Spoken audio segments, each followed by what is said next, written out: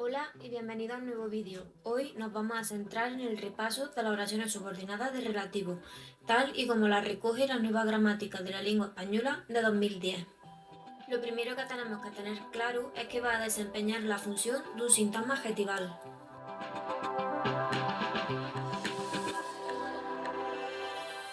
Estas oraciones son introducidas por un relativo que ejerce una triple función.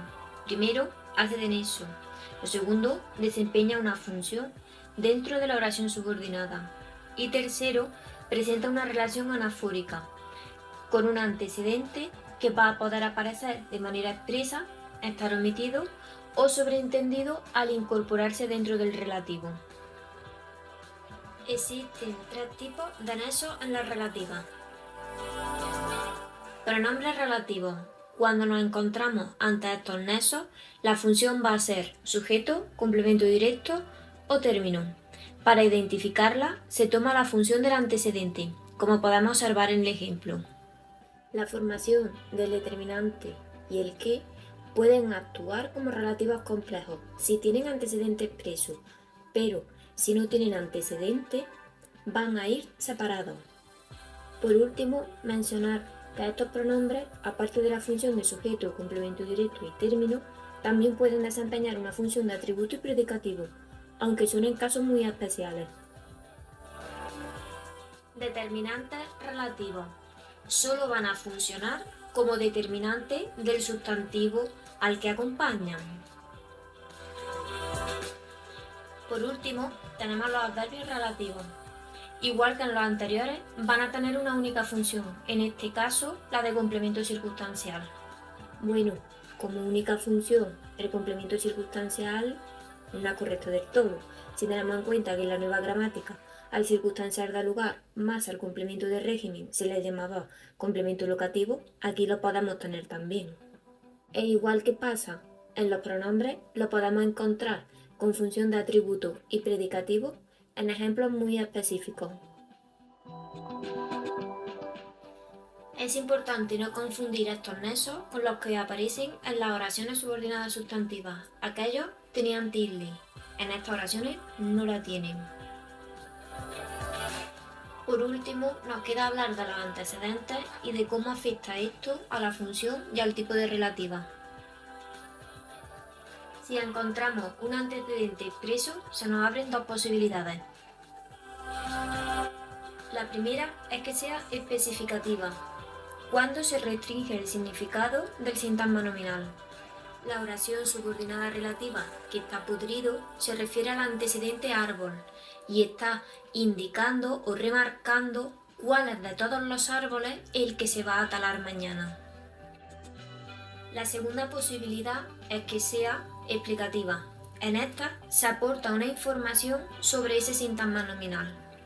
Si en el anterior ejemplo la subordinada relativa nos estaba indicando cuál era entre todos los árboles el que se talaría, en esta lo que se está es aportando una información sobre ese árbol. Visualmente, las subordinadas relativas con antecedentes son fáciles de distinguir porque las explicativas van entre comas. Lo último que nos queda por decir de este tipo de relativas es que tanto la especificativa como la explicativa van a cumplir la función de complemento del nombre, porque están acompañando al antecedente. En el caso de que no encontramos un antecedente, se nos vuelven a abrir otras dos posibilidades.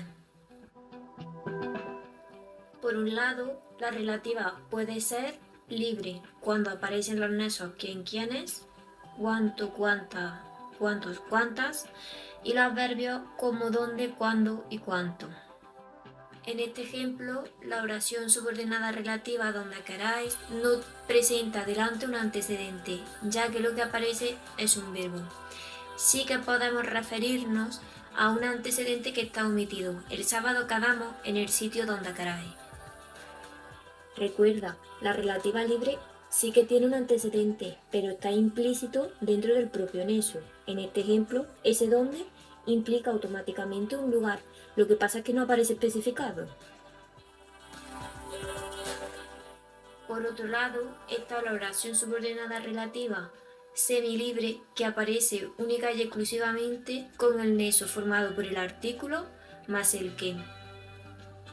En ambos casos, tanto si se trata como de una libre o de semilibre, la función de la relativa es la función que cumple en sintagma. En la primera, donde queráis, está actuando de un complemento circunstancial y en la segunda, el que salga último está actuando como sujeto. Igual que en la relativa libre, el antecedente estaba implícito en el nexo, aquí está omitido. En estas oraciones, como hemos dicho al principio del vídeo, el artículo y el relativo no van a ir juntos como nexo. Solo va a cumplir la función de nexo el relativo que. Y el determinante va a actuar de determinante. Pero ¿qué pasa? Que entre nuestro determinante y nuestro nexo que encabeza la oración subordinada relativa semilibre de complemento del nombre, podemos recuperar un antecedente que está omitido porque recordar que en español todo aquello que no es obligatorio para entender lo solemos quitar. En este caso hemos puesto como ejemplo alumno, el que salga último, el alumno que salga último.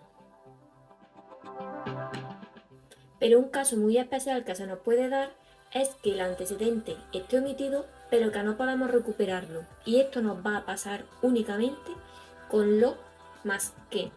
En este caso del ejemplo, localiza esta tarde entre el lo y el que está actuando de nexo, no podemos incluir nada como antecedente para recuperarlo.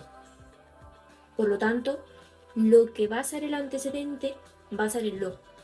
Por eso la ponemos núcleo y la relativa semilibre va a ser su complemento del nombre.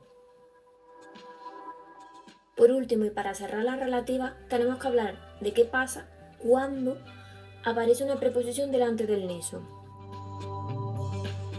Se nos abren dos posibilidades. La primera es que la oración tenga un antecedente expreso y entonces la preposición va siempre dentro de la relativa.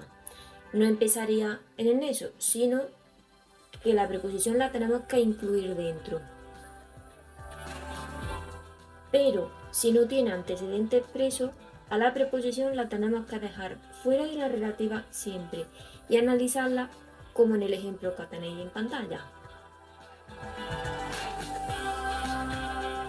Y hasta aquí la explicación de la relativa según la nueva gramática de la lengua española. Espero que os haya sido útil.